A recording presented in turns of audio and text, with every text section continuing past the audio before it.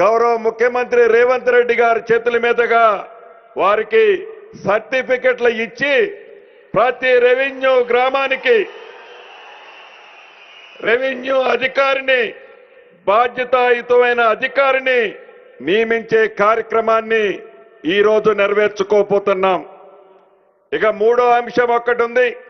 ఇందాక సెక్రటరీ గారు చెప్పినట్లు సర్వేర్ల అంశం ఇది పెద్ద సమస్య. ఒక్క హైదరాబాదు పట్టణంలోనే కాదు, మారుమూల గిరిజన ప్రాంతమైన సీతక్క లాంటి కాన్స్టిట్యున్సీ, ములుగు లాంటి ప్రాంతంలో కూడా ఈ సర్వేల సమస్య తీవ్రమైన సమస్య. గట్టు పంచాయతీలు, భూమి ఎక్కువ ఉందని తక్కువ ఉందని, అన్నదమ్ముల పంచాయతీలు, ఇతరత్ర అనేక సమస్యలతో ఈ భూ పరిష్కారం, భూమి సమస్యలు పేరుకుపోయిన మాట వాస్తవం.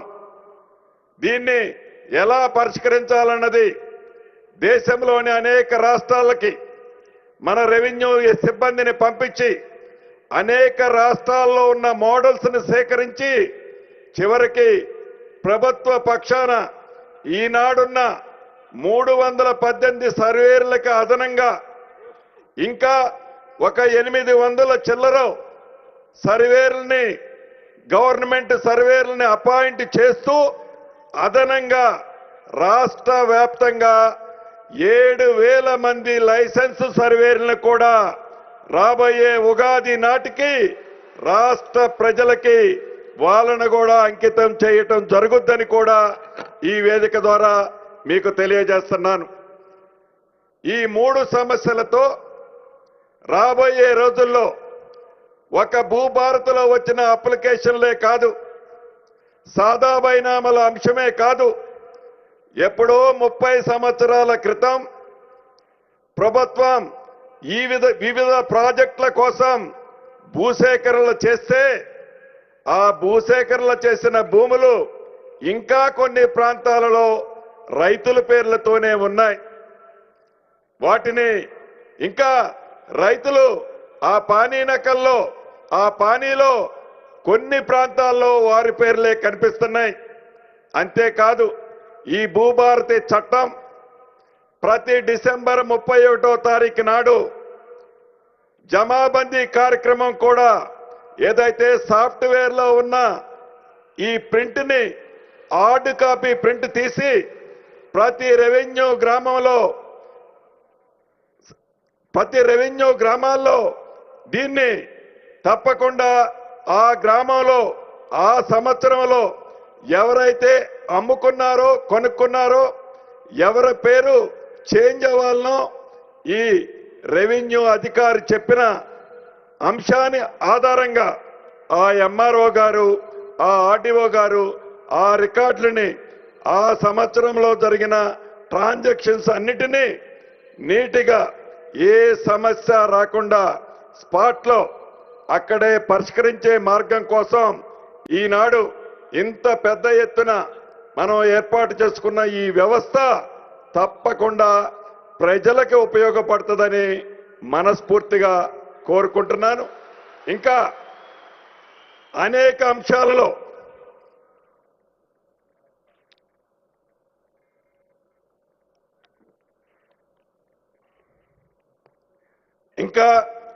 అంశాలలో ఈ జీపీఓలు ఎవరైతే ఈనాడు నియమిస్తున్నామో రాబోయే రోజుల్లో నియమించుకునే సర్వేర్లు కానీ ఇతరత్ర తప్పకుండా ఈ రాష్ట్ర ప్రజలకు, ముఖ్యంగా రైతన్నలకు ఏ ఉద్దేశంతోనైతే ఈ భూభారతి చట్టం అనే చట్టాన్ని తీసుకొచ్చామో తప్పకుండా చుట్టముల రాష్ట్ర ప్రజలందరికీ కూడా ఉపయోగపడే విధంగా ఒక మంచి ఉద్దేశంతో, ఒక మంచి ఆలోచనతో ఈ ప్రజా ప్రభుత్వం, మన ఇందిరమ్మ ప్రభుత్వంలో మనందరం నాతో సహా భాగస్వాములు అయ్యా. మీనాడు రెవెన్యూ డిపార్ట్మెంట్ లో మీ అందరితో కలిపి నాతో సహా ఈ వేదిక ద్వారా మనం ఒక సందేశాన్ని రాష్ట్ర ప్రజలకి ఇవ్వాల్సిన అవసరం ఉంది.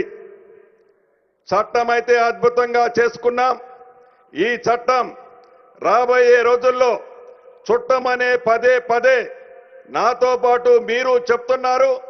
ఈ చెప్పేదాన్ని రాష్ట్ర ప్రజలకి నాతో సహా మనందరం ఒక ప్రతిజ్ఞ కూడా చేయాల్సిన అవసరం ఉంది. కాబట్టి తప్పకుండా అందరూ లెగిచి మీ రైట్ హ్యాండ్ని ముందుకు సాపి నేను చెప్పింది మీరు చెప్పాలని మనస్ఫూర్తిగా కోరుకుంటూ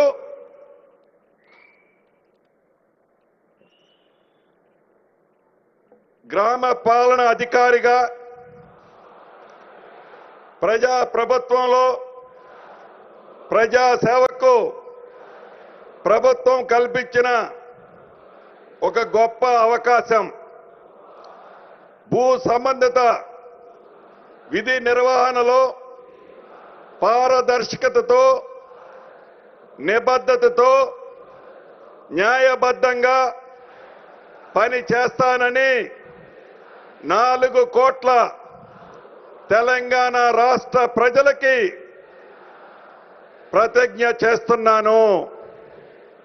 కూర్చోండి అన్న. కాబట్టి